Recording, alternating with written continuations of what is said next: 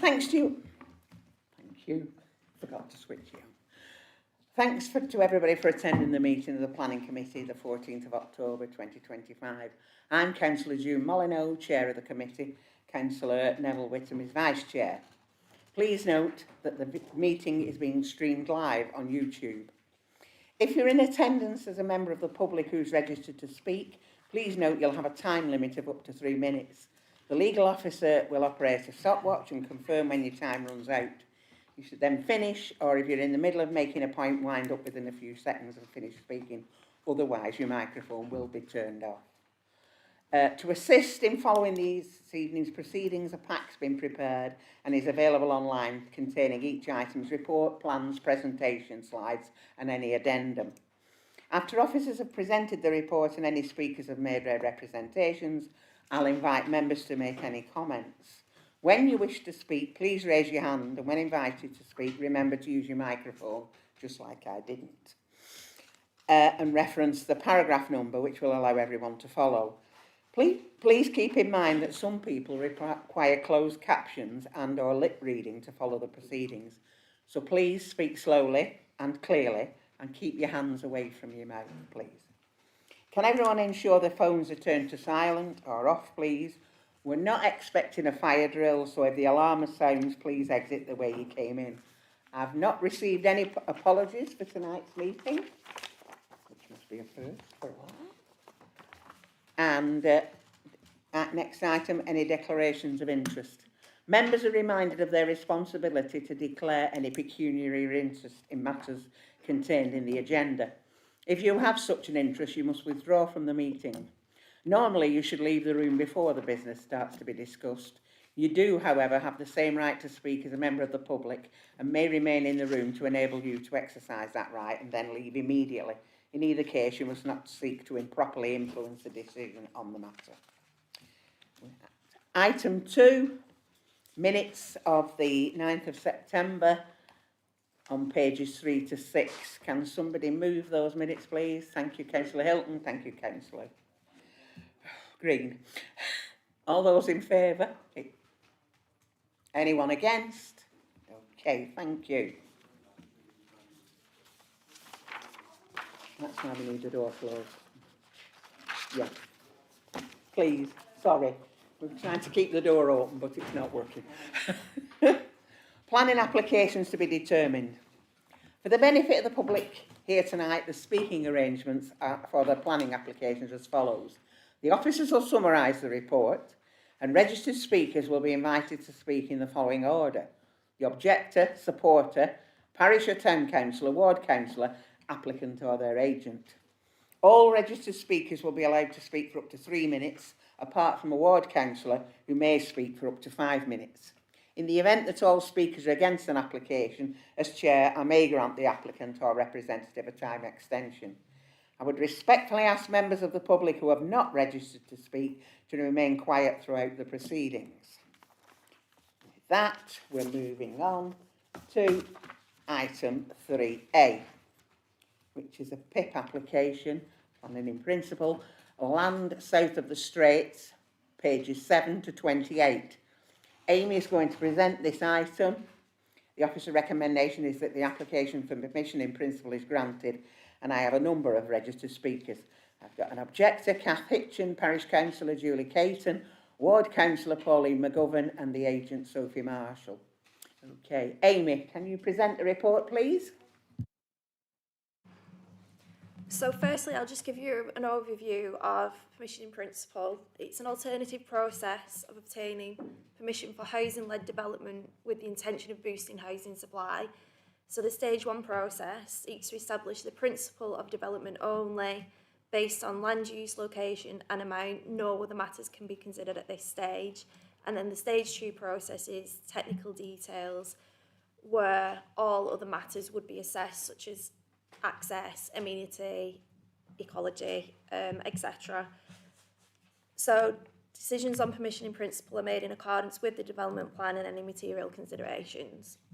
So firstly, the application to the south of the Straits. This is for permission in principle for 9 dwellings. So the application site falls partly within the settlement boundary of Horton and partly within the Green Belt. So Horton is identified for small-scale limited growth under Policy 1 of the core strategy and Policy SS2 of the submitted Central Lancashire Local Plan. Members will note that an application for 9 dwellings was refused at Planning Committee in 2019, albeit this was for outline permission, which included access, and the reason for refusal related solely to Greenbelt. This decision was appealed by the applicant and subsequently dismissed by the inspector. So since this decision, the policy context has changed significantly. The NPPF was updated in 2024 to include an additional exception to inappropriate development in the Green Belt, known as the Grey Belt. In addition, the Council cannot demonstrate a 5-year housing land supply, and therefore the policies which seek to restrict housing must be considered to be out of date, and the tilted balance is engaged in favour of the proposal in line with paragraph 11 of the framework. So the committee report sets out the full assessment of the application for permission in principle in line with the guidance set out in National Planning Guidance. So this assessment concludes that the land within the Green Belt falls within the definition of Grey Belt and that the proposal does not fundamentally undermine the purposes, when taken together, of the remaining Grey Belt across the plan area. The proposal would meet a demonstrable unmet need for housing, and the site is considered to be a sustainable location for the purposes of the framework. The proposal satisfies the exception of paragraph 155 of the framework and is not inappropriate development in the Green Belt. The benefits of the proposal are the contribution it would make to housing land supply, and no adverse impacts are identified at this stage. So the application is acceptable as a matter of principle, and the officer's recommendation is that the application is granted. Thanks, Amy. Have I got... You have, thank you. Thank you for the opportunity to represent the views of residents on this matter. Unlike many rural areas, Horton remains a very active community supported by a parish council, which together with residents act as custodians of the environment. Horton has a very wide variety of flora and fauna. We believe there is no evidence to suggest that there is a shortage of housing within Horton. This was recognised in the recently developed building plan for Central Lancashire. It's also our view that a development of 9 houses would make no significant benefit to the community, whilst making only a modest addition to premium priced housing in the area. In terms of local amenities, in the parish there are no shops apart from the post office, no education or play facilities, primary care or wider health services. Public transport consists of a single bus service, reportedly overburdened at peak times. In respect of an incursion into the Green Belt, clearly the residents agree with the independent adjudication of the almost identical proposal in 2020, that it did not meet the threshold of very special circumstances. Residents are also concerned that if approved, there will be further attempts to expand development to the north of the proposed development. There is an assertion that the proposed development is on Grey Belt. Residents would challenge this. The area is agricultural farmland, and unless it's been neglected, there would be a question of why this is no longer sustainable agricultural land. The plan proposes a road across the Green Belt. The width and length of that road would inevitably have the appearance of an urban road. Traffic, even to 9 houses, including residents, deliveries, would be significant and particularly visible in the evenings when headlights would be highly visible across open land. This would alter the appearance of what is otherwise a rural landscape. The access is also bordered by 2 ancient oak trees, and damage caused by the impact of building would be unacceptable from an environmental point of view. We are aware that the Planning Committee needs to balance the need for sufficiency of housing against its duty to protect the environment and incursion into the Green Belt. In summary, we would ask you to consider our view that there is no evidence that there is a housing need in the area which would present very special circumstances to create an incursion into the Greenbelt. The incursion into the Greenbelt would have significant impact on the area visually and potentially environmentally. We respectfully suggest that the PIP is refused, as there are no very special circumstances in which an incursion into the Greenbelt should be approved. Thank you. Anna Dr. Julie Kenton, please. Yeah. Horton Parish Council has a population of 800 with approximately 360 households and is one of the most rural areas of Chorley. We have an active parish council and our meetings are well attended by residents who support our aims to maintain our environment, varied wildlife and invaluable fauna. We have dozens of residents who support our regular litter picks, balsam picks and river cleanups. Unlike many areas, Horton is recognised to have an active community with a strong community spirit. This PIP application has created deep concern and worry within our parish. We recognise the status that the majority of the land covered by the application is regarded as grey belt, although we do not accept how and why that designation was allowed. This is prime agricultural land with a wide range of species found in the habitat. This PIP, however, seeks to utilise a strip of greenbelt land in order to build an access road for 9 dwellings. The parish council questions whether this access is too wide for a mere 9 dwellings, and it brings into question the long-term use of the road. The parish council are concerned that this PIP could open the door to further developments on the adjacent land immediately north of this planning application. Furthermore, this access is bordered by 2 oak trees that are estimated to be 300 years old. These must be protected at all costs, and not to do so would bring into question Chorley Council's environmental credibility. We are a village with few facilities. It is not a sustainable area. There are no shops in the parish except for a very small post office. The nearest train station is 3.8 miles away, and this is a request stop with a limited service. The only bus service is the 152 between Preston and Blackburn. There are no play areas or facilities for children. If this PIP or further applications were to be accepted, we want to put on record that we expect Chorley Council to demand a Section 106 contribution from the developer towards infrastructure improvements in our parish. In brief, this application is the thin edge of the wedge. If it were to be allowed, it would open the door to future planning applications, resulting in further creep into our green belt with urban creep and village amalgamation, where separate villages, due to housing and infrastructure development, merge. Planning policy uses measures like greenbelt and settlement boundaries to protect the distinctiveness and sense of separation between rural communities.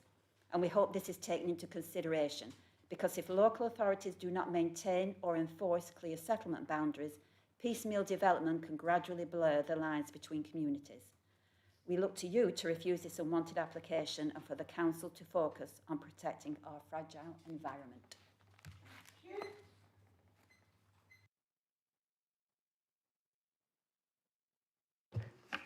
I also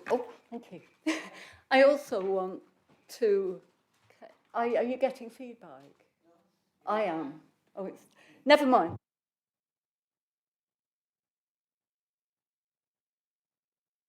There's something, never mind. I shall carry on. Right. I also want to object to this application in principle. And as the area I cover, oh, this is terrible. I'm getting so much feedback. Sorry, don't tie me. If you start from now. Okay. Right. My objection also relates to the fact that it's half greenbelt and half within the boundary of Horton. Okay, so before I talk about that, I just want to say that it's quite clear that there are extensive objections from residents. There is a massive number on the planning portal. We've had meetings that are overflowing with people, and you can see that there are many people here today for the same reason. So I would like you to note that. Now, I fully endorse the comments that have already been made. My major objection also concerns the use of Greenbelt land for the proposed access land. And as Kath mentioned, Greenbelt can only be developed in very special circumstances where potential harm is clearly outweighed by other considerations, such as meeting a special need. Now, one very special circumstance is the provision of affordable housing. This is one of the golden rules that must be met. Okay, now, this is a PIP application. It's only to determine whether the site is suitable for development. But the considerations that relate to Greenbelt must surely apply. You can't just put them on one side.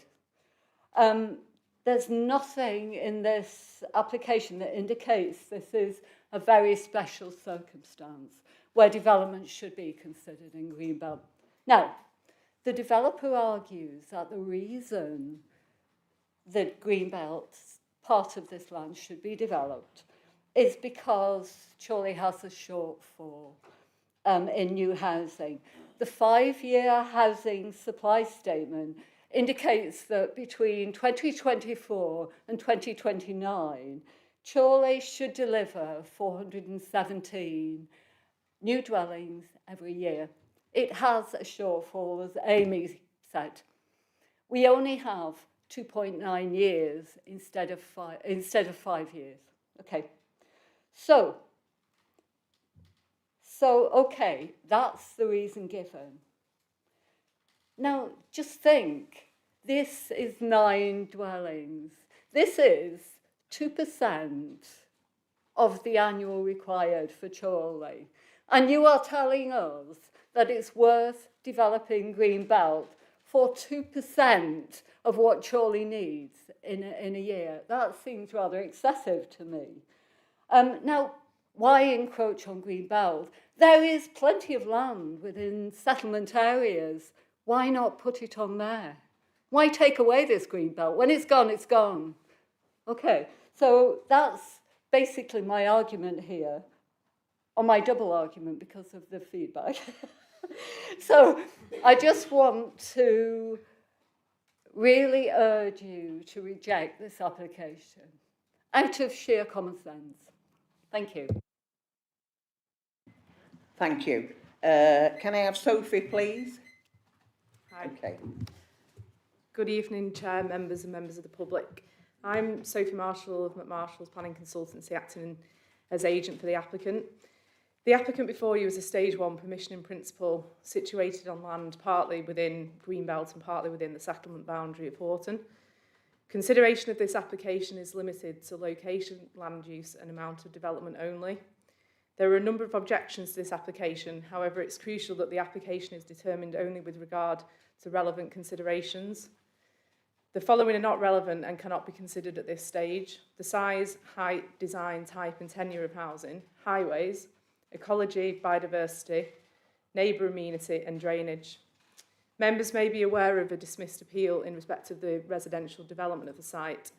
The decision was made more than 5 years ago, and since that time there's been a significant change in planning policy, context and circumstance, most notably the revised NPPF in December 2024, and that the council can no longer demonstrate a 5-year housing land supply. These changes are fundamental to the determination of the application. Paragraph 155 of the revised NPPF states that development of homes should not be regarded as inappropriate where all the following apply.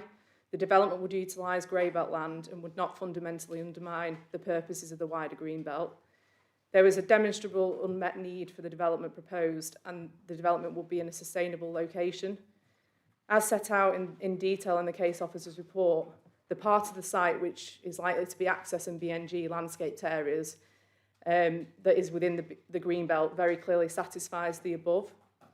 Accordingly, that part of the land within the Greenbelt constitutes Greybelt land, satisfying paragraph 155 of the NPPF.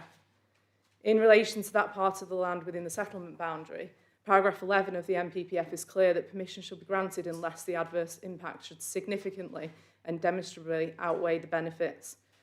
The officer report confirms that the housing policies within the current local plan are out of date and carry little weight. And contrary to some objections, limited weight can be attached to any policies contained within the proposed CLLP. It's important to stress that in their determination of the previous appeal, the inspector found that the development in this settlement location was acceptable in principle. The inspector stated, and I quote, "Although not identified for housing growth, it is a suitable location for small-scale residential development. The proposed dwellings, which would be within the settlement boundary, are therefore acceptable in principle. The land can comfortably accommodate the number of dwellings proposed. The development will provide a meaningful contribution to addressing the council's significant housing supply shortfall. The site is suitably located, and part of the site now constitutes grey-belt land and does not constitute inappropriate development. The proposal will provide an economic benefit in terms of job creation and local businesses." Thank you. Okay, do you want to come back on anything? Okay, over to you, members. Let's put my glasses on so I can see you all. Councillor Whittaker. Well, I'll start, Chairman, if I may. Yes. Please do. There are 3 applications on tonight's agenda about planning in principle. I'm a little bit concerned about planning in principle because it seems to me that we can agree or disagree with an issue like this, and the detail will come later on. And that might be a situation where we might, about height and size, for example, which residents may well object to. I've looked at the plan and I've gone through the paperwork quite carefully, and I will just say one light-hearted thing. I wish people would stop saying it's not inappropriate. Can they not just say it's appropriate? You know, I hate this use of double negatives, excuse me for saying that. But this is plainly greenbelt land. It's not rounding off, it's not anything. This complication about brownfield sites, greenfield sites, and now we've got grey sites, it's just a confusion. I haven't got a degree in planning like the officers have, which I'd need to do, and the references to the colleague makes here about Plan Policy NP 155 NPPF, that doesn't mean a thing to me. Sorry. So I'm happy to propose certainly a refusal, and if that's not supported across the committee, I'd like to propose a site visit so we can go and have a look at this area and see for ourselves, Chair. Thank you. So, what are your grounds for refusal, Councillor Whittaker?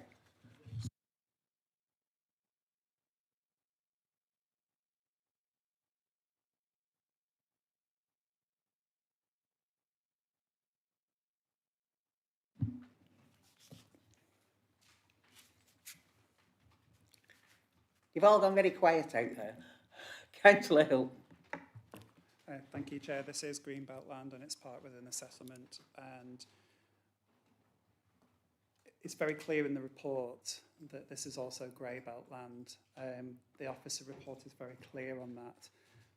So we can't use the arguments for Greenbelt to refuse this, because this is absolutely categorically Greybelt according to the 2024 NPPF. So I understand some of the objections from some of the speakers, but a lot of what has been brought up has been about highways, etc. And as the agent has said, we can't look at that at this particular stage. So it's all about land use and location, and a previous inspector has already stated that actually that is okay in terms of the principle of development, and this is a permission in principle development. Therefore, I can't think of any reason to object to this development. I don't particularly like it, but I can't think of any reason to object to it that we can justify refusal. Thanks, Chair. Councillor Sullivan, yeah. Thank you, Chair. It's quite all right. I nearly Yeah, said how can Sullivan, you- that's why I stopped How myself. can you forget me? Thank you, Chair. Yeah, just to concur with Councillor Hilton's comments he's already made about this. Respectfully refer people to the comments made by Amy at the beginning of this meeting as regards what planning in principle means. Changes to National Planning and Policy Framework were completely altered at the end of 24, beginning of 25. Everything we think we knew about Greenbelt, everything we were taught, everything we learned why it was there to stop urban sprawl, effectively has been turned on its head. And I fully appreciate what people are saying about this and the points they've made about this. Looking at that, I'd say that's exactly what it is. It's Greenbelt. It's not rocket science. You can look at that and say, yeah, it's a Greenbelt and we wouldn't normally build on it. But again, this is a planning in principle, not an outline planning application. An outline planning application that come before this committee would be looking at all the consultees, and there would be highways, there would be drainage, there'd be utilities, there'd be electric, there'd be environmental. They're not. This is purely and simply a planning in principle, i.e., could we possibly be building on this? And as has already been alluded to by Councillor Hilton, if we take the National Planning and Policy Framework as has been revised and we look at it, we can't find a reason to say not. It puts us in an invidious position. And it reminds me of eating grapes. As much as I want to spit the pips out, I can't. And they're kind of stuck in my teeth. And they remain there till such time as we can come up with a different type of grape. But we are with it, Chair. And unfortunately, I can't find a reason under current planning law to refuse this application. Sorry. Councillor Wilkie. Thank you, Chair. That was very well put, actually. I do feel that this is, sadly, an area where we have lost a lot of control over this. Greenbelt was Greenbelt, but now it's been redefined under the new National Policy Framework. And it's Councillor Southern's quite right. Our hands are tied. We have to go with the legal framework. This legal framework clearly states that this is now considered grey belt. So we've had the rug pulled out from underneath us. I'm very sad. I'm very green myself, and it will grieve me to see this area, which is currently being inhabited by wildlife, which is just something really close to my heart.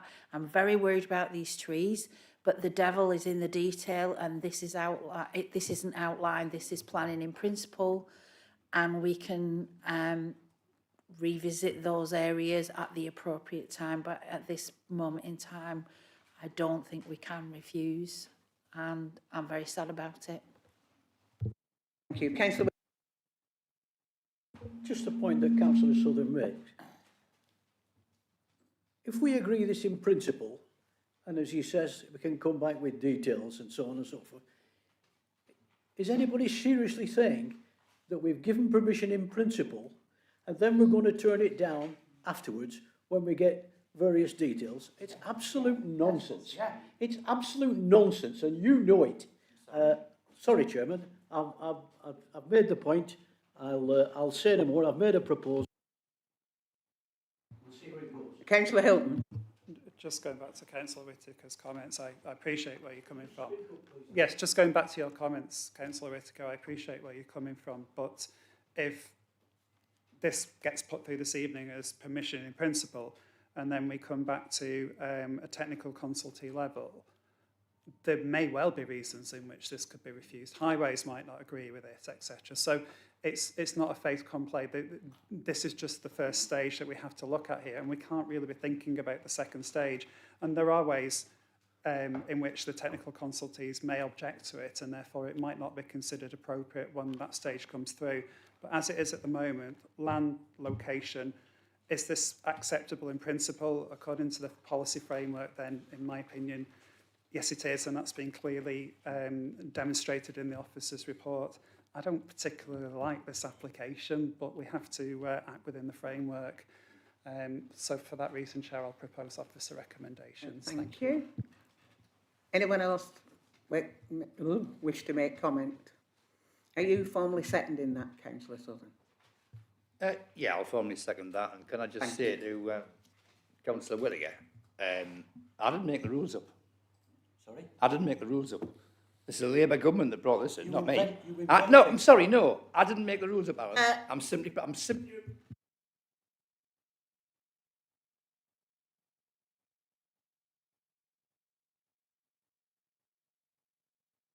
Yeah, thank you, Chair. This is not political. It is purely about policy framework, and that's what we have to follow. This is not a political vote. Thank you.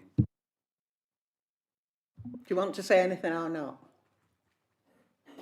Only as the rural champion, which I'm supposed to be, under all these three planning in principle are affecting the rural areas. There's no way that this is, and I read the documentation, rounding off a settlement. This is no way rounding off. We look at that plan, the photograph on there, it's as green as anything could be. Can we stop commenting, making asides, please? Councillor Wilkie. Yeah, grey belt is applicable in this case, because it is a rural and not urban. And unfortunately, this is something that we're going to keep coming up against, and I'm not happy about it. I really don't like it, but there's nothing we can do. This is planning, and I'm really upset that this is and I do have some sympathy with Councillor Whitaker's comments, because this is just going to keep coming back to bite us time and time again. But the devil is in the detail, and it will come on outline, I'm sure. Thank you. Councillor Hilton, and then I'm going to move to the vote. Yeah, we have got a new local plan on the horizon, so that will hopefully address this coming forward, particularly the grey belt argument. Thank you.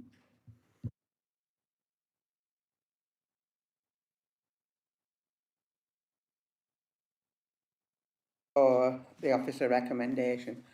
Can members please vote now?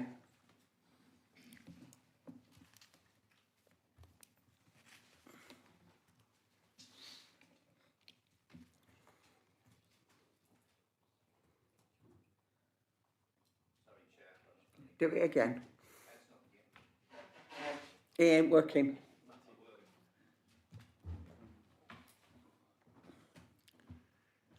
Don't you just love technology when it don't work?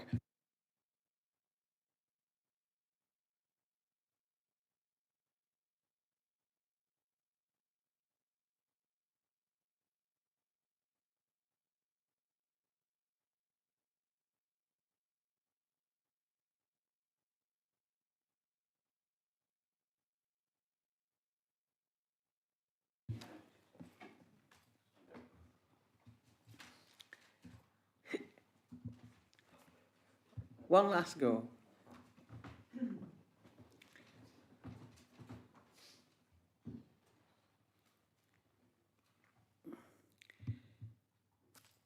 Cracked it. Yeah, okay. Members have voted in favour of the recommendation that permission in principle is granted.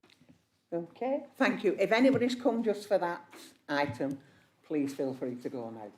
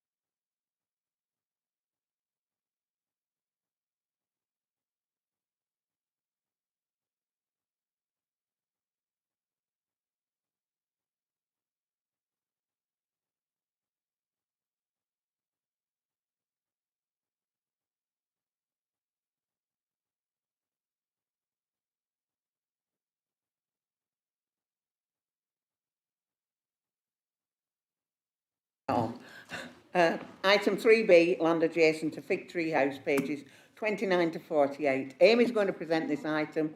The officer recommendation is permission in principle is granted. Can we close the door, please? I've one registered speaker, the agent Claire Wilkinson. Amy, can you present your report, please?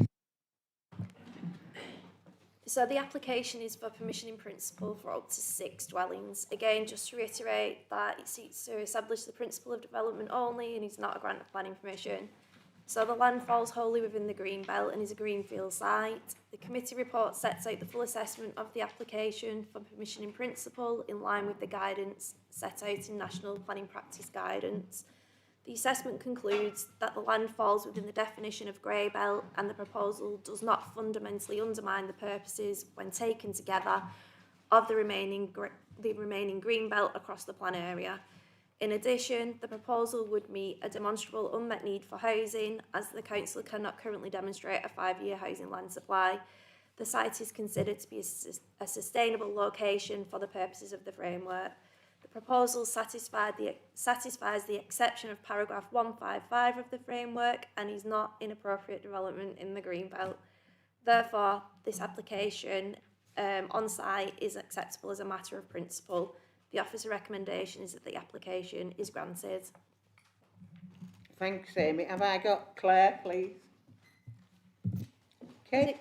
Okay, good evening. I am Claire Wilkinson of MWT Planning, representing the applicant. Permission in principle is sought for the development of this site for up to 6 dwellings.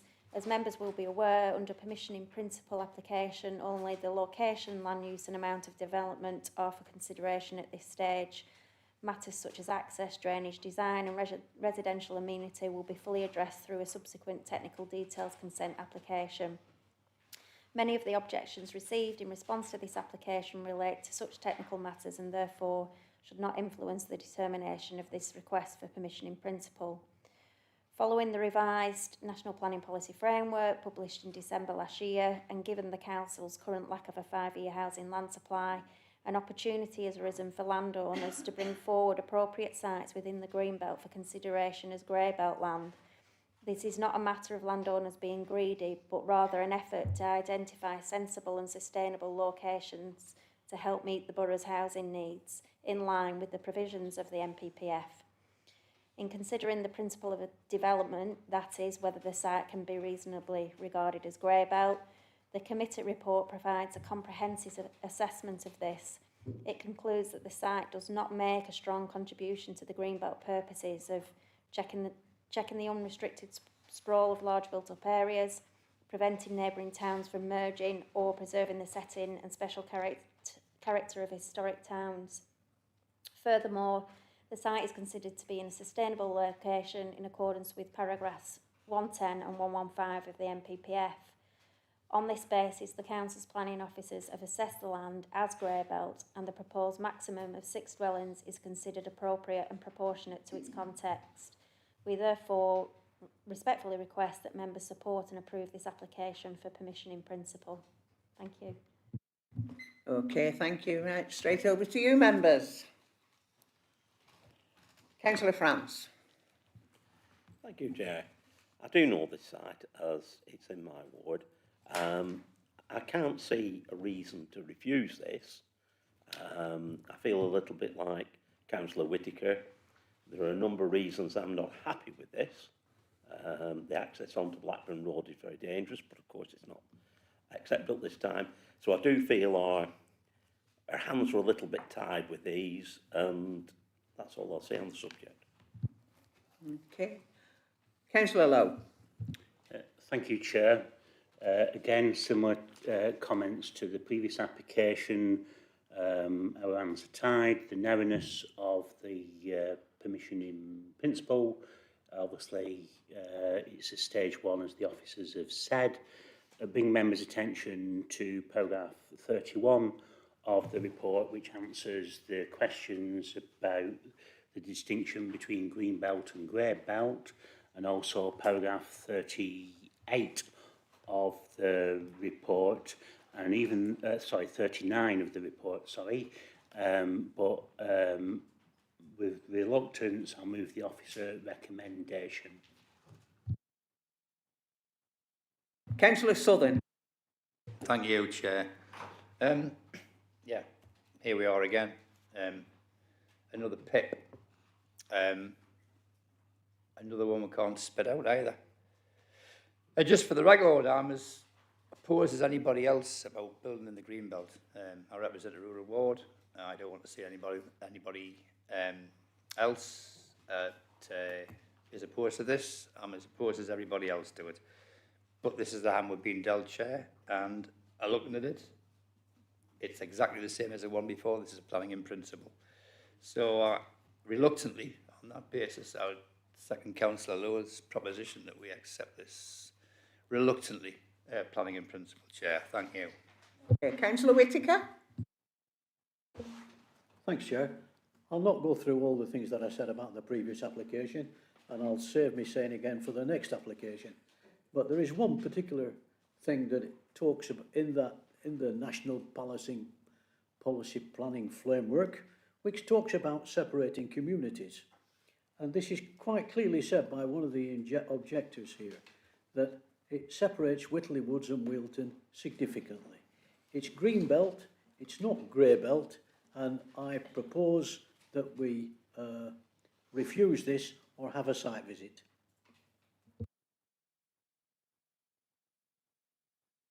Anyone else wish to comment? Councillor France? I'm quite happy to second Councillor Whittaker's site visit.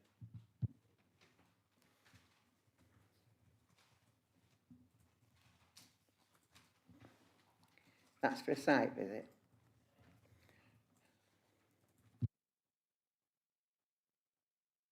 Sorry, any more comments from anyone? Councillor Green? I just, in terms of what was said about where we were against the previous application, for me, and the same as what Gordon said, I know the area very well, but I can't see from my looking at that then, based on what we've just done as well, and the arguments here and where we are with legislation, there's any reason to object to it. As much as I don't like it, you know, but unfortunately, there's no way to go on that front. But the other thing is the key point, I think Alex made in the last one, is that none of these are a done deal. So, you know, there's, if there may be reasons to object against these in the future. So it is a PIP, but it's not a done deal. So that's just a point I'd like to make.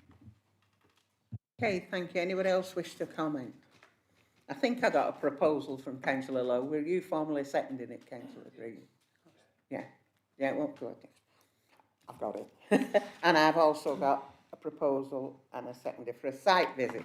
I'll take the amendment first. All those in favour of a site visit, please show.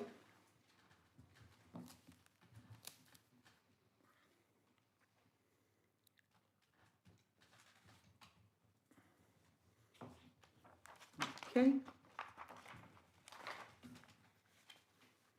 Members have voted against a site visit. And now, can I have a formal vote for the officer recommendation, please?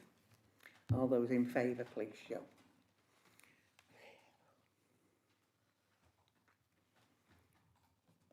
Okay. Members have voted in favour of officer recommendation that permission in principle is granted. Okay, if anyone has come just for that application and they wish to go, please feel free. While I turn over and try and find my next one.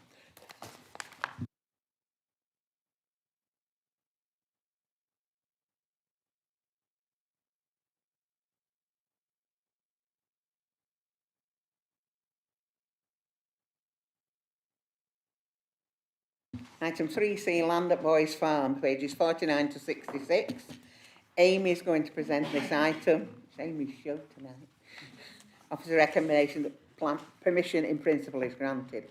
I have 3 registered speakers. The objector, Isabel Deacon, Ward Councillor Alan Platt, and the agent, Claire Wilkinson. Amy, can you present the report, please? So the application is for permission in principle for a minimum of 4 dwellings and a maximum of 9. So the site is an agricultural field and is essentially set within a working farm known as Boys Farm. Potential issues such as impacts on the viability of the farm from the housing development and the amenity impacts of potential future occupiers as a result of the agricultural operations are not a principal matter for consideration as part of this PIP. The application seeks to establish the principle only and is not a grant of planning permission. So the land falls wholly within the green belt and is a greenfield site.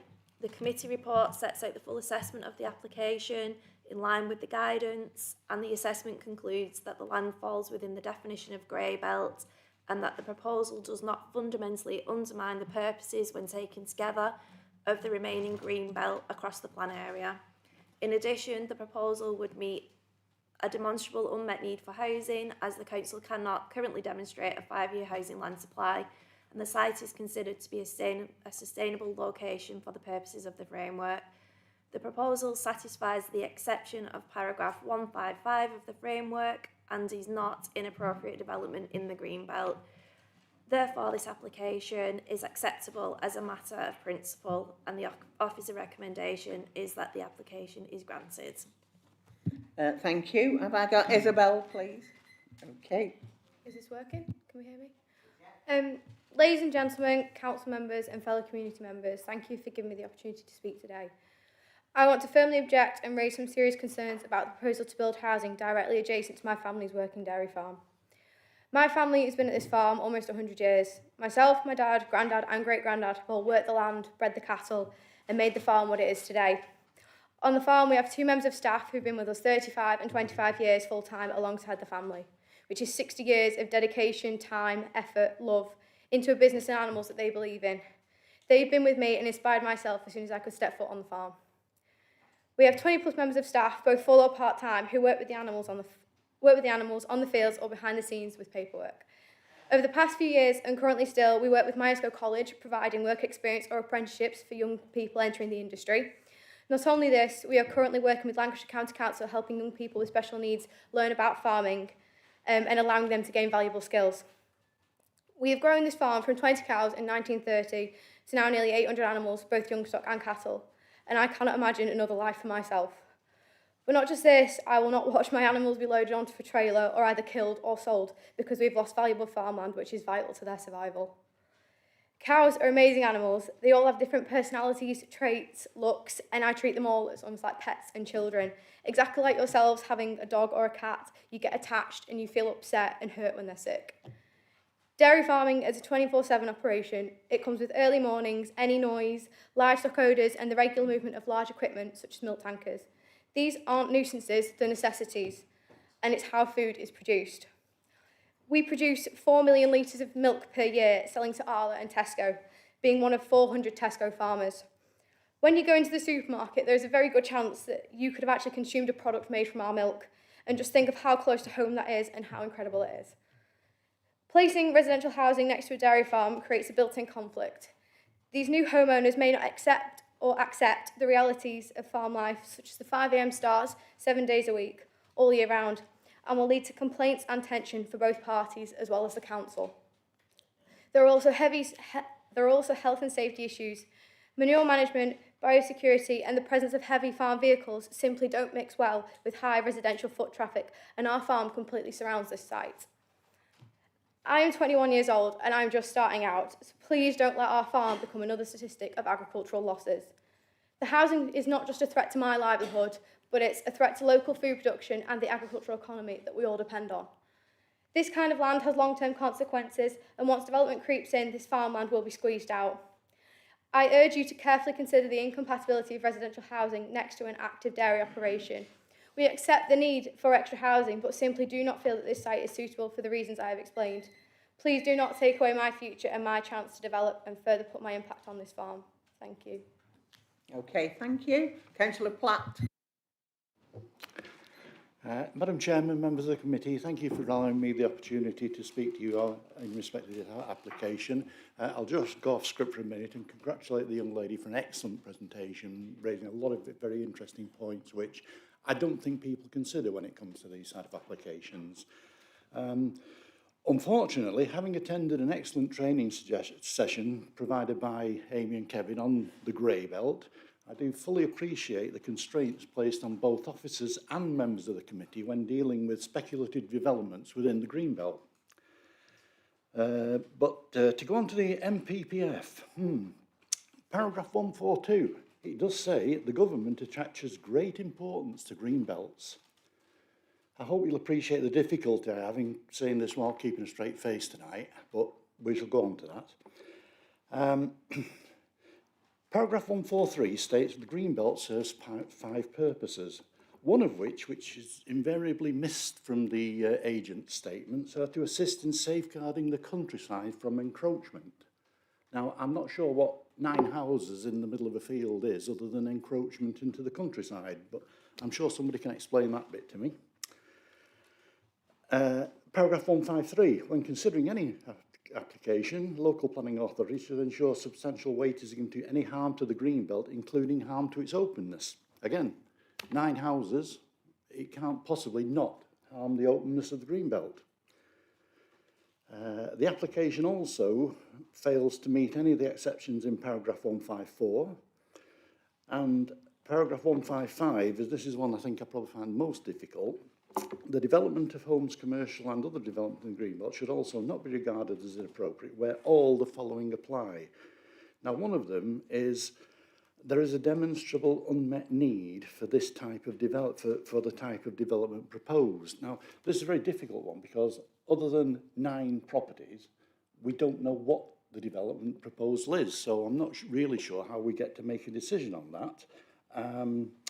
But in all, that's all I had to say, and I'd like to ask that this application is refused, and thank you for your time.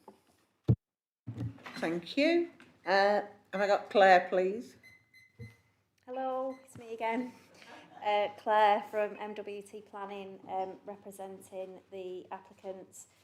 So, permission in principle is sought for the development of this site for up to 9 dwellings. I do not intend to repeat my previous comments regarding the scope of matters that can be considered under a permission in principle application, nor the background to Greybelt land. In considering the principle of development, that is whether the site can reasonably be regarded as Greybelt, the committee report provides a comprehensive and balanced assessment. It concludes that the site does not make a strong contribution to the Greenbelt, purposes of checking the unrestricted sprawl of large built-up areas, preventing neighbouring towns from merging and preserving the setting and special character of historic towns.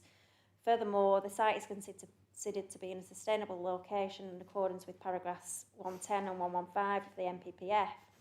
On this basis, the Council's planning officers have assessed the land as Greybelt, and the proposed maximum of 9 dwellings is considered both appropriate and proportionate to its surrounding context. Members will note at paragraph 58 of the agenda there have been 2 recent appeal decisions relating to Greybelt permission in principle applications within Ulns Walton, both very close to this site. In each case, the inspector found the land to be Greybelt in a sustainable location and therefore allowed the appeals. In light of these consistent findings and the planning officer's recommendation, we respectfully request the members support and approve the application for permission in principle. Thank you. Okay. Right. Over to you, members. Councillor Hilton. Thank you, Chair. We're here again, aren't we? So this is purely about the principle of development in this area, and I think the officer's report sets that out quite clearly.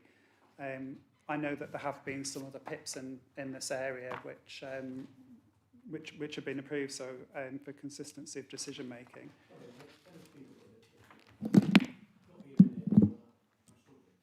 Would you like me to start again? I'll start again then, Councillor Whittaker. I'm just saying that we're here again, same things, same arguments. I know that there have been some other PIPs in the area which, on appeal, have been proven to be completely appropriate, even though we refused them at the time, and I think that's a lesson learned. Again, this is about the principle of development only, and the officer report clearly sets out that the principle of development is appropriate. I would be interested to see what happens at the technical consultee stage, though. But as it stands for the permission in principle, and again with the local PIP, the other PIPs in the local area, I don't have a problem with the application. Thanks, Chair.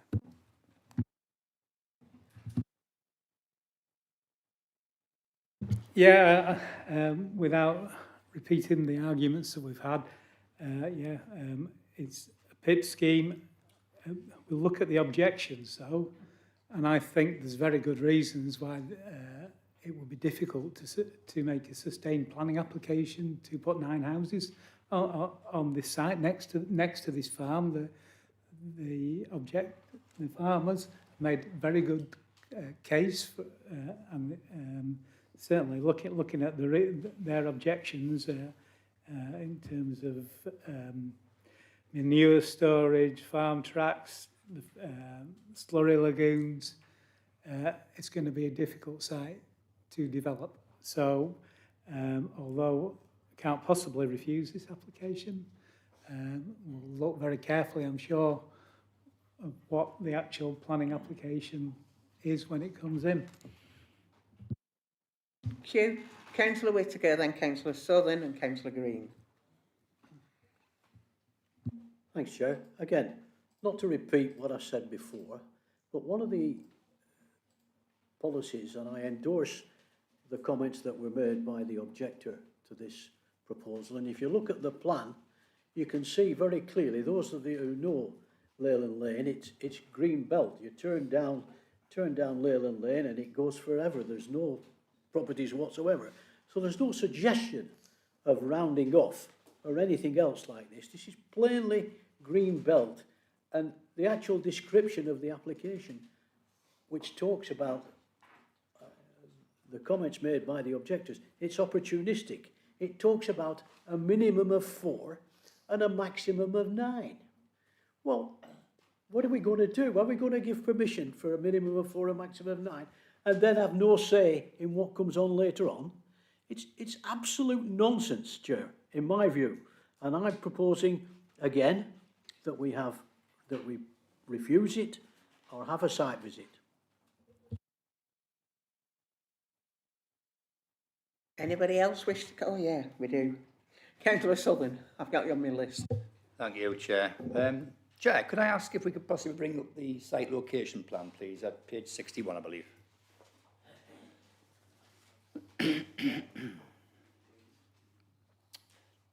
No, it's the other one, please. Smashing. If we look at that plan carefully there, where the little red outline is, if we come down to the bottom of Leyland Lane, as it hits Southport Road on the right-hand side there, it actually says garage. When I was 16 years of age, bear with me, Chair, I started, well, as a young apprentice, I started my first apprenticeship at that garage, which at the time was called Romeway, and it was a British Leyland franchise, and that's where I started. And one of my jobs at that garage was serving petrol, as we did then. Even as an apprentice mechanic, I used to get pulled out regularly. Can you just go and serve that car?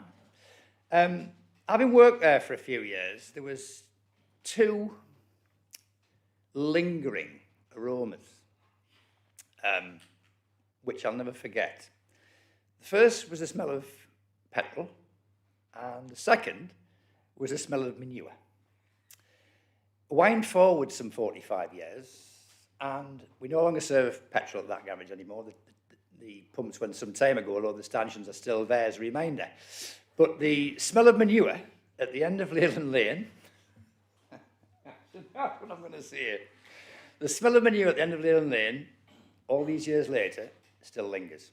And if ever there was a demonstration of how ludicrous this National Planning and Policy Framework has become over what is grey belt and what is green belt, this must surely be it.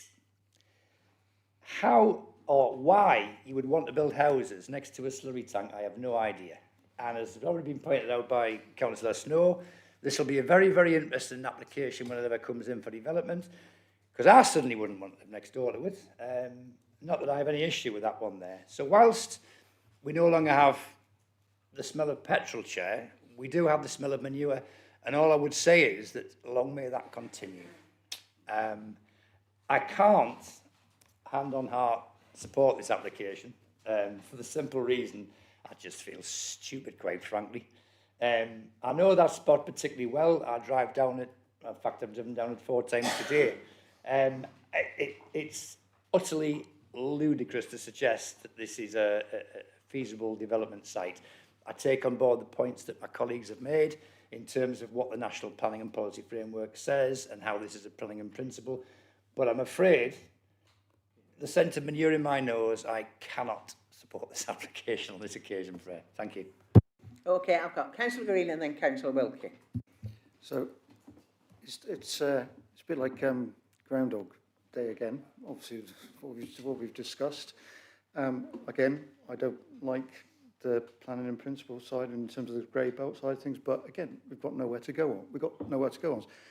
And I do agree with Craig, is that I, to be honest, there's no way that I would want to buy a house there. So if it goes through today, fine, but I tell you, if people want to buy there, then it may not make it viable in the future. But that's a separate issue. So on that basis, I'm happy to second Alex's proposal to accept the plan officer's Thank you, proposal. Councillor Wilkie. I'm really sorry. I feel like I'm going to repeat things, but these are not going to be for low-cost housing, and good luck trying to sell executive detached beautiful houses in the green belt area next to a slurry runoff. They could be woken up from 5 a.m. till 10 p.m. For deliveries, and next to silos and all the rest of it. So I think it's absolutely bonkers. It should be kept as farmland, as far as I'm concerned. It's just a shame that the farm doesn't expand. Inappropriate, very sad about the grey belt, new definition, and good luck selling them houses. Yeah, I'll be first in the line. So just, Chair, for a point of clarity, I didn't actually formally propose it. I just made some comments on it. So I'd just like that to be clarified. Thank you.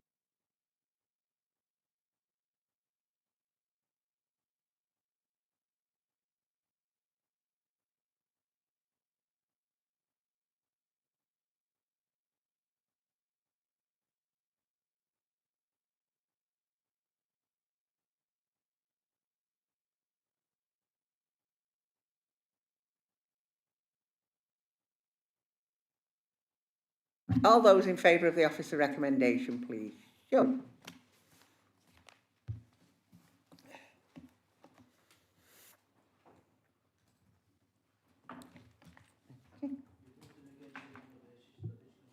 Members have voted. Sorry.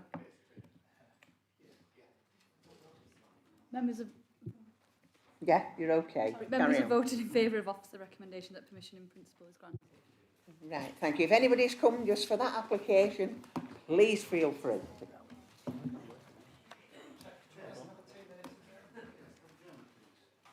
go. Yeah, of course you can if you need to.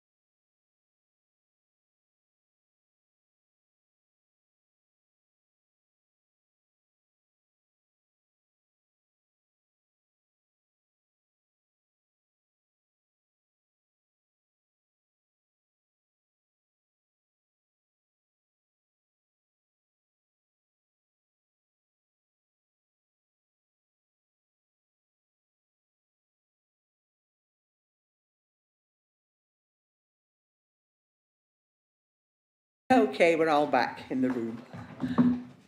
Item 3D has been withdrawn, so we'll go straight on to item 3E. Land to the northwest of Botany Canal Bridge, pages 67 to 88, with an update on your addendum. Ian's going to present this item.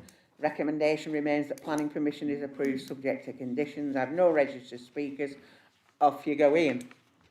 Thank you, Chair. This application seeks planning permission for the erection of containerised storage units and offices for a temporary period of time and is a retrospective application.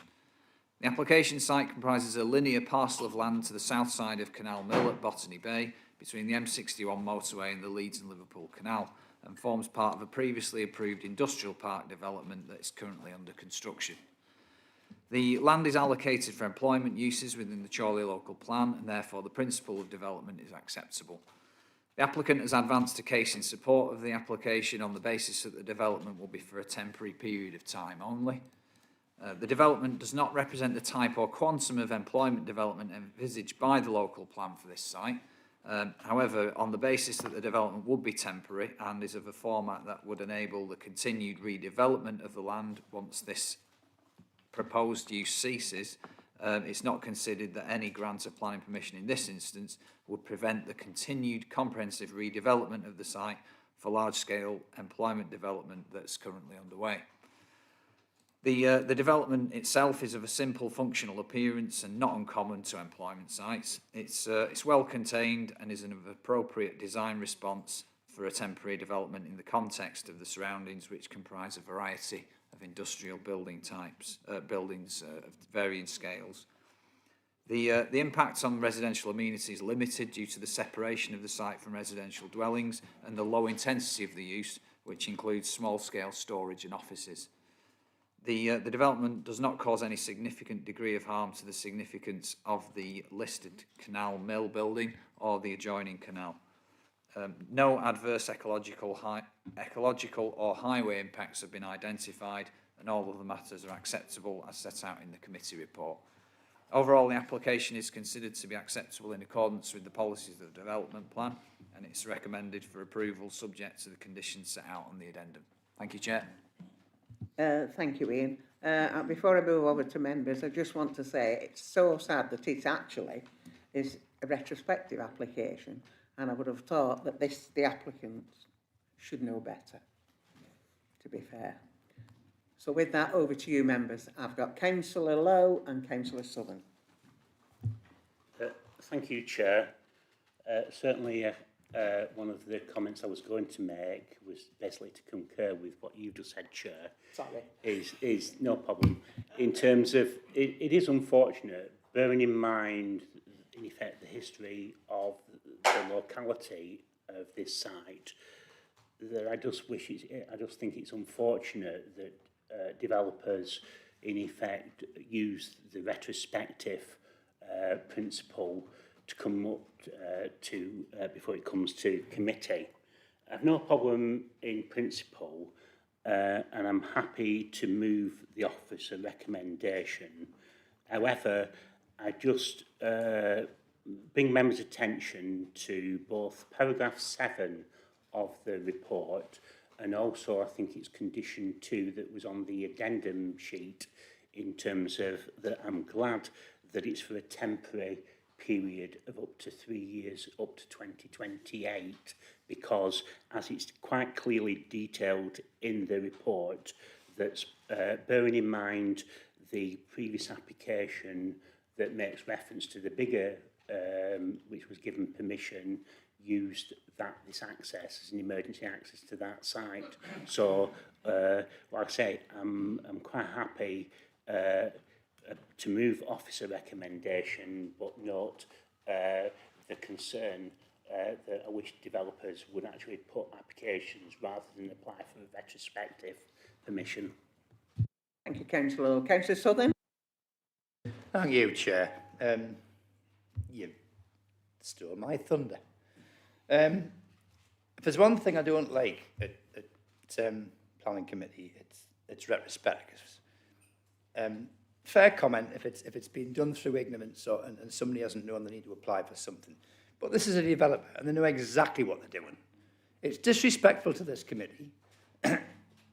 Frankly, if I had my way, I'd charge them double for their application, just so they didn't do it again. But, however, the point's been made, Chair. It is retrospective. I've looked through it. It is conditioned, and I'm pleased it's temporary. And I'm happy to second Councillor Lower's recommendation for approval. But again, I have to say, it's disrespectful to this committee, Chair. Thank you, Councillor Green. And So I fully agree with everything that's been said so far. So yeah, 100%. It's a fair point, and it's well made. Just in terms of the actual period of the 3 years, I'm just interested in what the basis of the 3 years was, because my concern is that if something comes along within that period of time that might provide a more opportunity for more employment, whether that would potentially sort of limit that opportunity. So I just wonder why 3 years as opposed to something like 2. Just do you want to address that, Ian? Yeah, thank you, Chair. 3 years is the basis on which the application was submitted. It's what the applicant has sought, and there is an extant consent in the background that would see this site redeveloped in a similar way to the employment development that's taken place to the north side of the mill. So the comprehensive redevelopment of the site as a business park is already underway, and in effect has stalled for a period of time. And this is what you might call a meanwhile use prior to the developer coming back and completing that development. And the nature of this development is that it can be removed relatively easily, so that the continuation of that industrial park development can then take place. Thanks, Chair.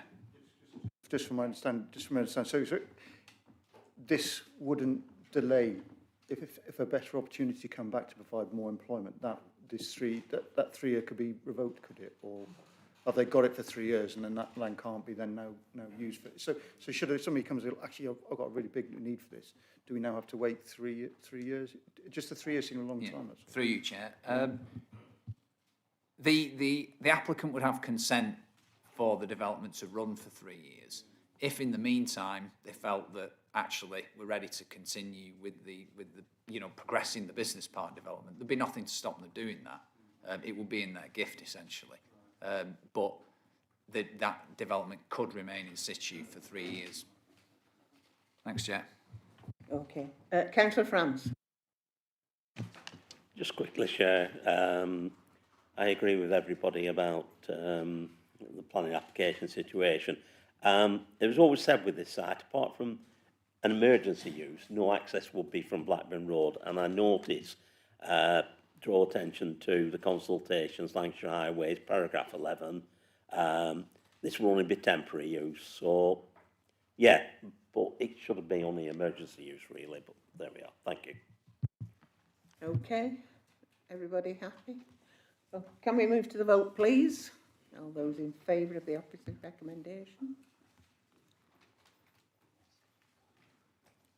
I have voted.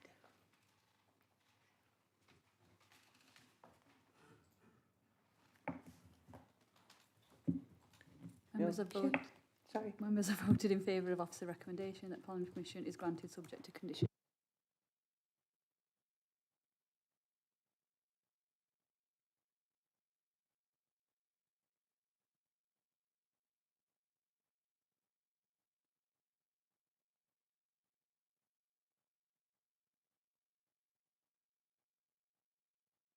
Lost 5 to 7 for Zackley Street, pages 89 to 110, with an update on your addendum. Kevin's going to present this item. Officer recommendation remains that planning permission is granted subject to conditions. I have 3 registered speakers. The objector, Matthew Rees, Ward Councillor, Councillor Beaver, and the applicant, Paul Preston. So, over to you, Kevin. Thank you, Chair. This application is to change the use of 5 to 7 for Zackley Street, Chorley, into commercial units at ground floor and a 14-bed house of multiple occupation on the upper floors, with external alterations including a rear dormer extension. The site is located within Chorley Town Centre, and the entire building was last in use as a drinking establishment which ceased trading in the autumn of 2022. 3 objections have been reported in the agenda, and these are summarised at paragraph 6 of your report. And a further objection has been received since the publication of the agenda, and this is summarised in the addendum. The property lies within an area where policy EP6 applies, and as a commercial unit is proposed at ground floor, the proposal complies with this policy. The proposed external alterations include the removal of the existing cladding to expose parts of the original shop fronts and the installation of roof lights. To the rear, new windows are proposed along with a new dormer, which allows for accommodation to be provided within the roof space. The proposed external changes are considered to be acceptable. The proposals will not have any detrimental impacts on the amenity of nearby residential properties, given the existing lawful use of the building as a drinking establishment. No car parking is provided as part of the proposals. LCC Highways have no objections, as the site is located within the town centre and has excellent links to local shops and services, as well as links to public transport. A condition is required for details of cycle parking. The site is located close to existing businesses within the town centre, some of which operate late into the evening and through the night. There is potential for noise impacts on future residents of the HMO, and through the agent of change principle in the MPPF, the applicant is required to mitigate against these noise sources.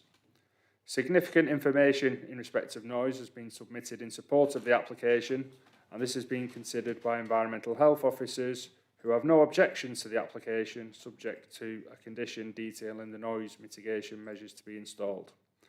The application is therefore recommended for approval, subject to the conditions set out at the end of your report. Thanks, Chair. Thanks, Kevin. Matthew? Okay, over to you, please. Thank you, Chair. Good evening, my name is Matthew, representing the Flatiron alongside Una from the Shed. We stand before you as 2 of many independent late-night venues in the heart of our town centre, deeply concerned about the proposed conversion of the former Lost Bar and Club into a house in multiple occupation, or HMO. Our main concern is the potential for noise complaints this development would inevitably generate, a concern backed by the Nighttime Industry Association, which has repeatedly warned of the damage residential conversions, especially HMOs, cause to the nightlife sector. The Flatiron and the Shed are established compliant businesses operating strictly within our licensing hours, but as live music and late night venues, we naturally create sound. From performances, from social gatherings, and from the movement of customers late at night. This isn't disruption. It's part of the vibrant character and economy of a thriving town centre. Placing residential accommodation, particularly in HMO, directly beside and opposite venues like ours creates an obvious conflict.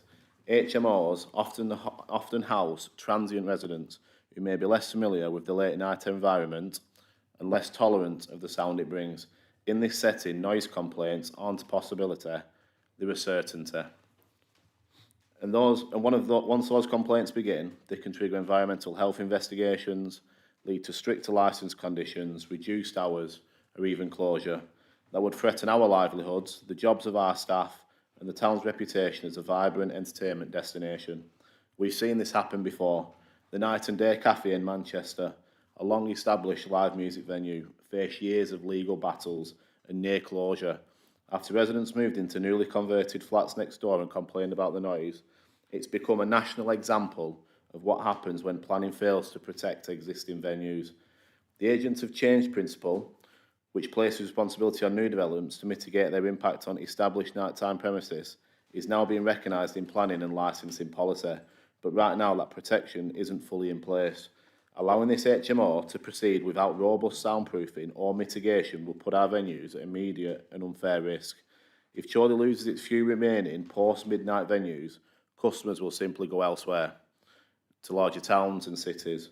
That would drain our local economy and discourage people from staying in Chorley. where they currently feel safe, social and connected. Many choose to stay here precisely because they can enjoy a night out without relying on late-night public transport.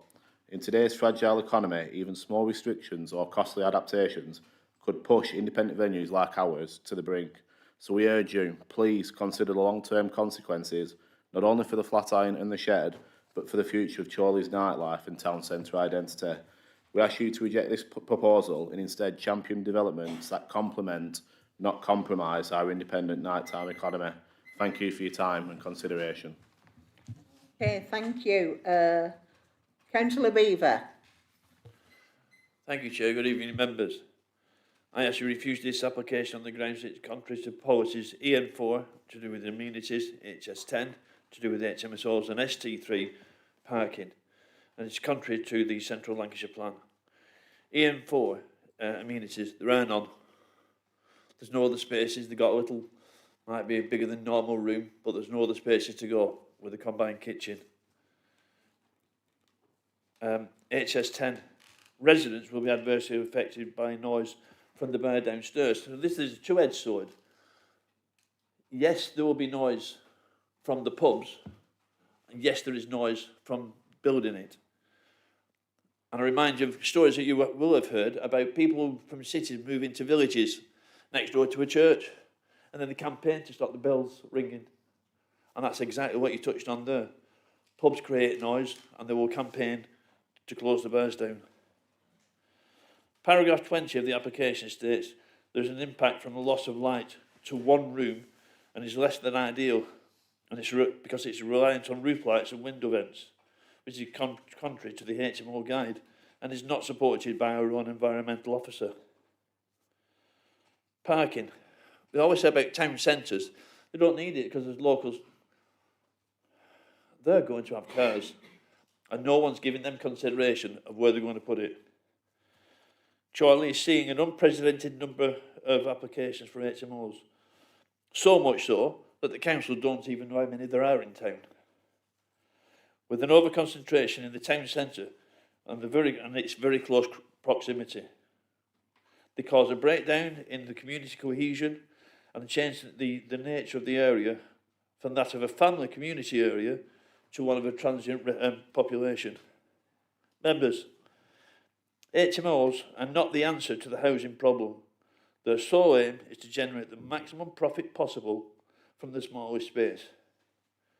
I spoke with an HMO resident on Devonshire Road on Sunday when I was campaigning. He didn't have a good word to say about HMOs. Well, he did, but they're not repeated in this room. I spoke with a veteran this morning, supporting him, who's in an HMO. He puts his whole housing allowance, £450 a week, plus £150 a month, £500-ish. A flat over here costs £600 a month. Ones where the old Imperial was about £550, £600. So it's about generating money. This application is a lot of retail units. It mentioned about an office. But I don't think there's a need for a space in a town centre where a shop could go, because next month probably, just on Ashfield Road, there's an office space going to come as an HMO. If there is a need for offices, why are offices being turned into HMOs?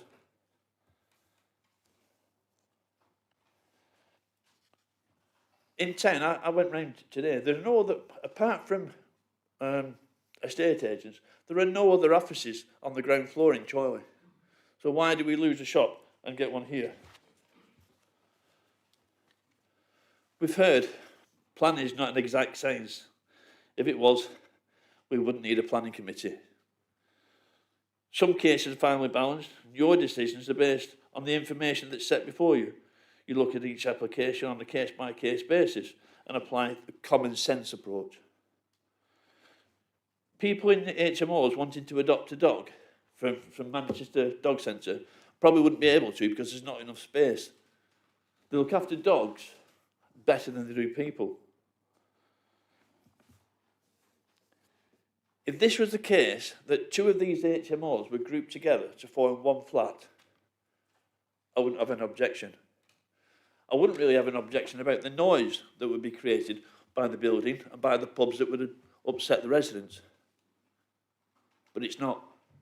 And it's not my job to put a better plan. You members must make a decision on whether you think that it's contrary to the policies. And I request that you refuse this application. Thank you, Chair. Thank you. Have I got Paul, please? Chair, member of the committee, thank you for the opportunity to address you this evening. The proposal at 5 to 7 Fazakerley Street focuses on reviving a town centre asset that has stood empty for a number of years. The property is beginning to fall into disrepair, and empty and dilapidated buildings are detrimental to the vibrancy of the town centre. The proposal creates a vibrant mixed property, retail, cafe or workspace at ground level, and professionally managed accommodation above. It's designed for young working professionals and the kind of residents who will live locally, work locally and spend locally. I recognise that the term HMO can carry negative connotations in public discussion, particularly when associated with immigration, transient use or unmanaged properties. I want to be clear that this scheme is not a low-grade or unmanaged HMO. Every room will be en suite, managed in line with council HMO standards and to strict licensing criteria. The tenant base is likely to consist of nurses, teachers, engineers and early career professionals who will contribute to the local economy and to the community from day one. There's also a public concern around the housing of asylum seekers or similar placements, and it's important to clarify a common misconception. The term HMO simply refers to a specific type of shared accommodation. It does not in itself indicate or relate to immigration or asylum housing. Crucially, that system operates entirely outside of the planning process and is not influenced by private developers or applicants such as ourselves. Our proposal is therefore completely separate. What we are creating is high quality, sustainable and professionally managed accommodation for working professionals. It's fully consistent with both Chorley Council's town centre regeneration strategy and the National Planning Policy Framework. Turning to the technical matters, all consultee responses are favourable, and we have worked closely with the officers to address every consideration that arises when introducing a more sensitive residential use into a town centre environment. It's also worth noting that most town and city centres across the country already have residential tenancies integrated above commercial premises, and with proper design and management, sound and amenity are successfully balanced in those settings. This proposal is entirely in keeping with that well-established pattern of mixed-use development. On noise, a full acoustic survey has been completed, and we will implement robust insulation and management measures to safeguard both residents and the neighbouring businesses. On parking and highways, this is a highly sustainable town centre location with an easy walking distance of bus and rail links and a full range of amenities, and the Highways Authority has raised no objections. On the design and heritage, we are restoring the building's facade and significantly enhancing the appearance and character of Fazakerley Street. In short, we're bringing an underused building back into productive use, strengthening the vitality of Chorley Town Centre and delivering high-quality homes for people who will invest in community and support local business. Thank you. Thank you. Do you want to come back and answer me? Okay. Right, over to you, members. Councillor Snow. Yeah, I think we get misled by the use of HMOs here. I think we've heard from the applicant a very coherent argument why this building should be repurposed. I have some problems with it, but I don't have problems with the people living in the town centre in a sustainable fashion. We don't need cars. People here will not need cars. If they do need a car, they'll find a solution in the way that people do find a solution. I'm not necessarily that happy with the application. I do think it's an overdevelopment of the site. I think it does cram in, particularly the top floor, and the access isn't ideal. But we've had a long-standing policy, successful policy, of bringing people to live in the town centre, and it does contribute to the vibrancy of our town centre. Of course, there are going to be problems with noise, and people will object. But like Aaron says, it's the principle, you know, the cockerel in that you don't object because it's there already. We've heard that, like on St George's Street next to cosmopolitan. These people, if you move in there, there's going to be noise. You've just got to accept the fact. And the people, some of the people that will move in there will actually welcome that sort of vibrant environment. So I have some problems with the amount of accommodation on the site before I move this as the officer's recommendation on it. I'm interested to hear other people's views. So. Whittaker and then Councillor Southern. Thanks, Chair. At the last planning committee, but one, I think, we had a site visit on an HMO at the top of Moor Road. And we came back to planning committee and it was refused. We had a policy discussed at the last full council meeting about HMOs, and the overwhelming feeling was that this was not a good thing. I accept what Chris says about numbers and so on and so forth, but 14 residences in this area is too much, and I don't like the recommendation. I oppose the recommendation and I move refusal, Chair. On the grounds of over-intensive development.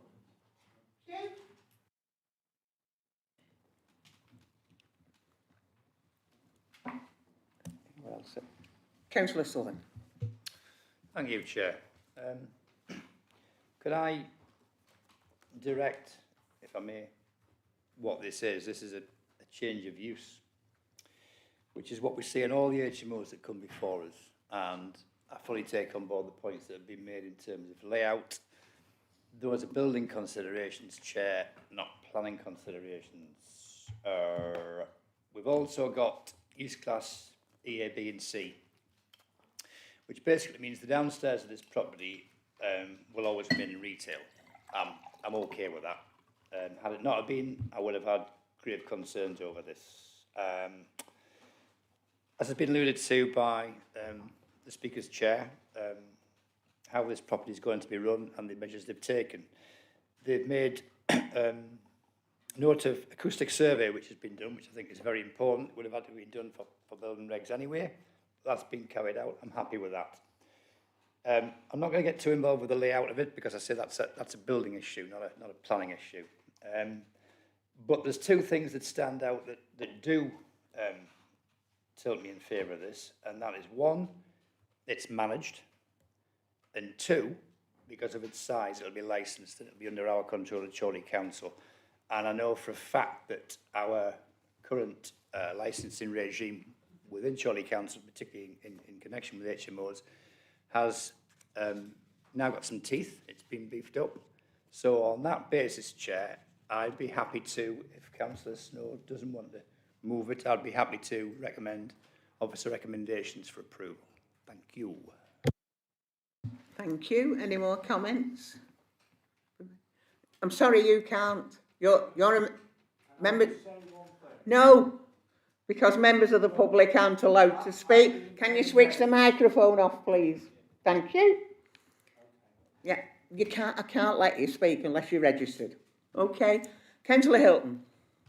Thank you, Chair. I am aware of other developments where noise complaints have gone in. We've had one in Chorley. There's another famous one which the objector has already spoken about, and I am really concerned about that actually. So I really have reservations about that. As far as the HMO goes, it's one of the better ones. There are en suites, and it is in a very sustainable location. But the noise aspect does really worry me, as we've seen before. So I do have some concerns about that. Thank you, Chair. Just to come back on the noise, so just to reiterate a little bit what the applicant said, in that the applicant has submitted extensive noise surveys and information as part of the application, which has been fully considered by colleagues in environmental health, who have no objection subject to the condition. So we know what the noise level needs to be so it doesn't impact on the amenity of those potential occupants in the future. So it's now up to the applicant to ensure that he's put the mitigation in to meet those noise levels should the application be approved. Can I come back on that, Chair? Okay, Councillor Hilton. Yeah, I've heard that before. Thank you.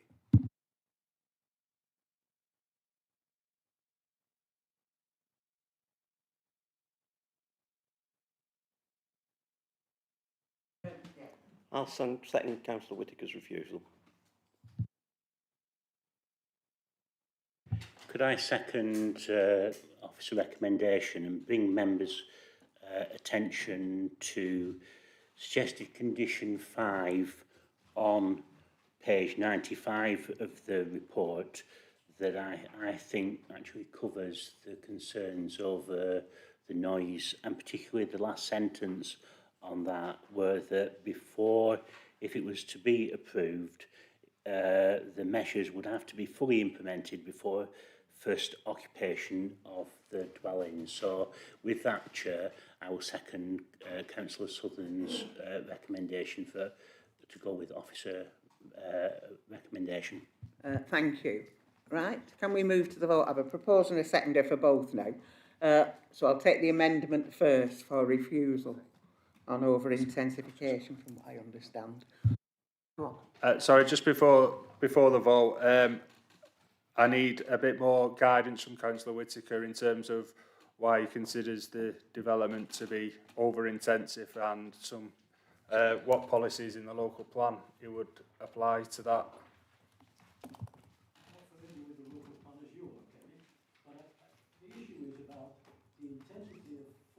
Apartments, it's not just the noise that's talked of in the apartments, it's the community that's affected and the neighbourhood properties that are affected and the points that the business has talked about.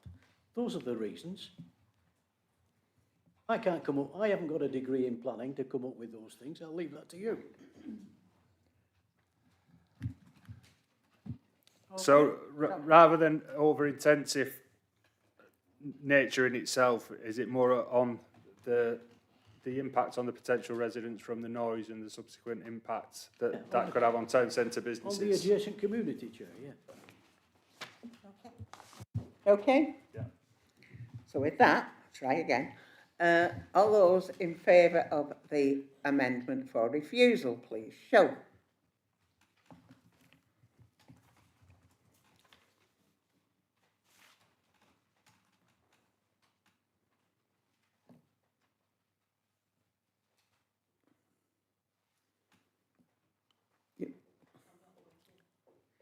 It's done now.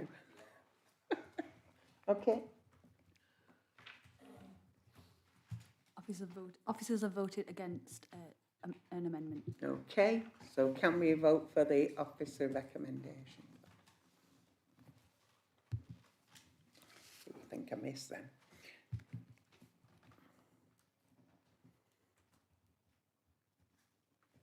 Okay.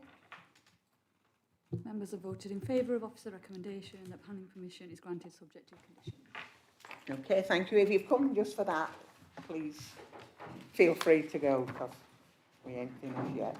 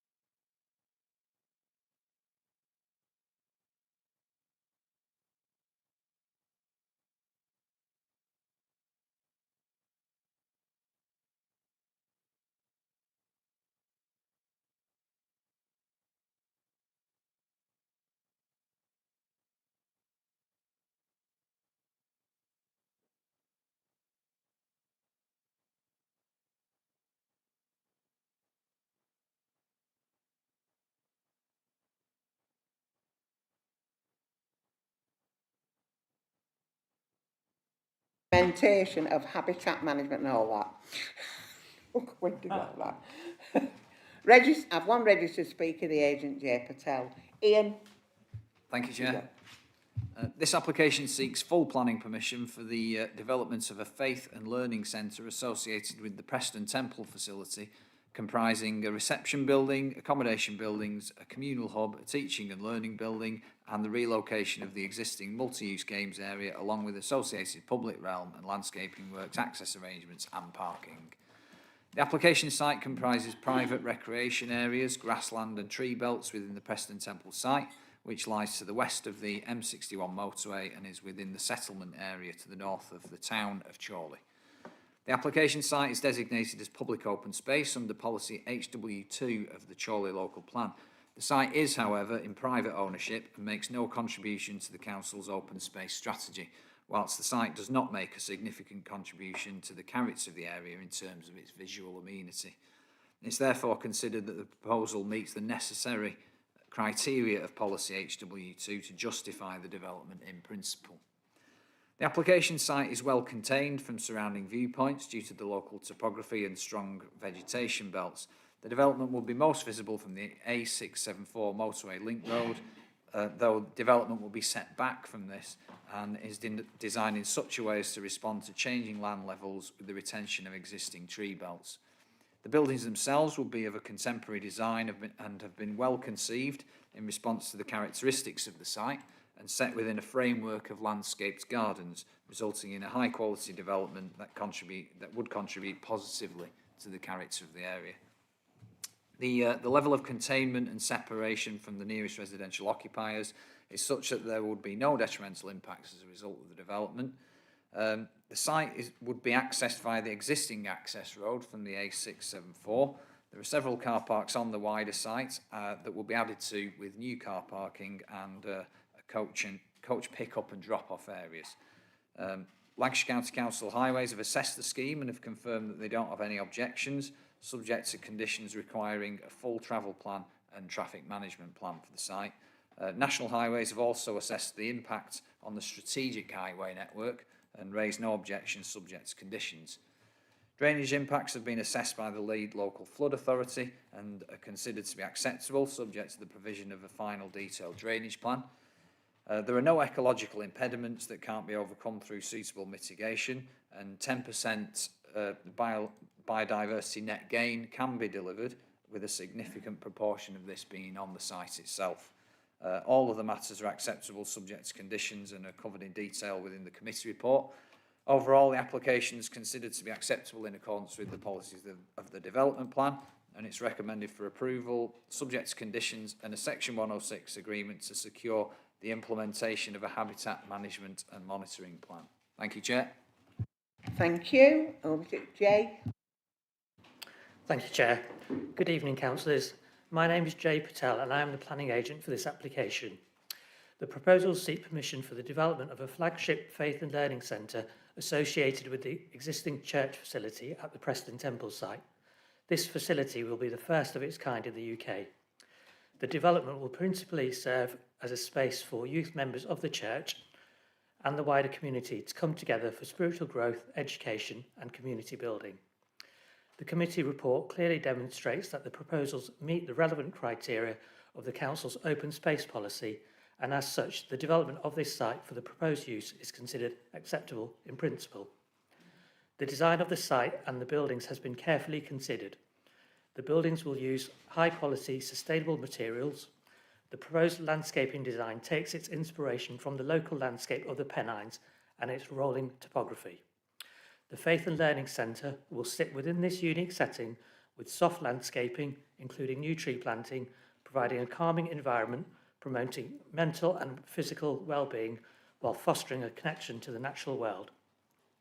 The designs seek to maximise energy efficiency and reduce emissions over the lifetime of the development and include features such as a green roof, enhanced insulation, high-performance glazing, low-energy lighting and air source heat pumps. The site itself is well contained and there are no immediate neighbours that will be impacted by the proposed development. Indeed, no objections have been received as a result of the formal consultation process. From the outset of the planning process, we have worked in a proactive and positive way with the council's planning officers and the county council's technical officers to develop a scheme that is acceptable to all parties. I would like to thank the officers for the recommendation in the report before you today. Thank you for your time. Thank you. Right, over to you, members. Councillor Whittam. Councillor Thank you, Southern. Chair. Councillor Lowe. Thank you, Chair. As development goes, this is probably one of the top drawer ones. I've never seen one better. Testament to Ian and the planning department, plus all the statutory consultees.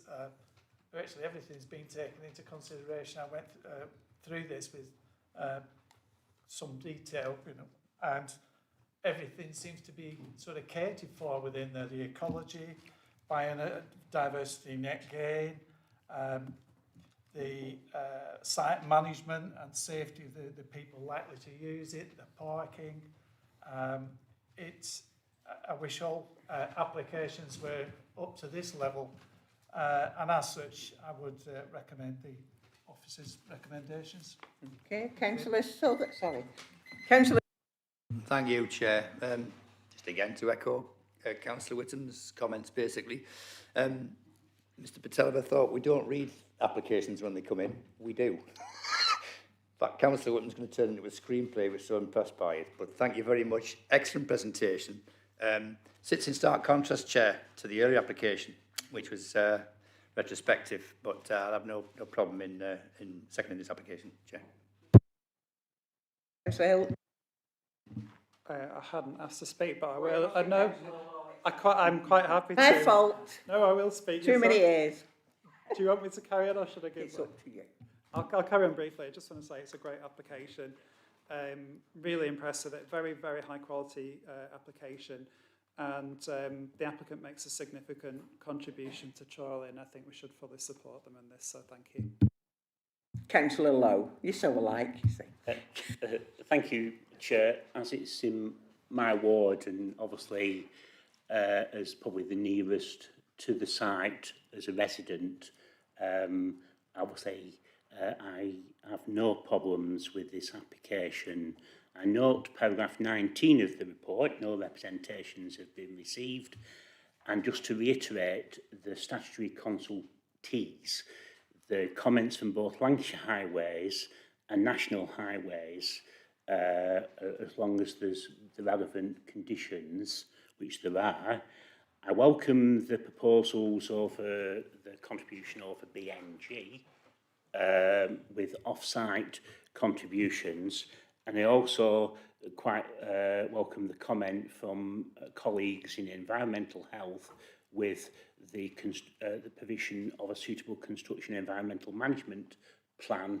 So I didn't have the opportunity to put my hand up quick enough before colleagues did, but I'm happy to support it from a ward councillor perspective. Thank you. And I've got Councillor Whittaker. Thanks, Chair. I know this site very well. In fact, I was honoured because I was the mayor when the temple was originally opened in 1997. So I'm totally in support of this, and I wish you all the best, my friend. Thank you. So, no, Councillor Wilkie. Sorry, yeah. The only concern I had when I read all the detail was about highways, because the slip road is a very busy access road to the M61, and I know that as a person that uses that road regularly, it is very difficult to navigate. However, highways haven't complained, or that's my only complaint. And there is a contention over who owns the slipway. Bouncing balls onto the motorway is another point, but 10-foot fence will support that. But yeah, I will support that. Councillor Craig. Councillor. Just a quick one, Chair, just to reassure Councillor Wilkie. We did notice, but LCC have actually relined all that. It was pretty difficult to navigate your way around there, but all around the roundabout there on the 61 and right the way up the A6 there's all that been relined and remarked, so that should improve matters. Yep. Okay, with that, can we move to the vote and say, I wish we had more applications that were as well written as this one.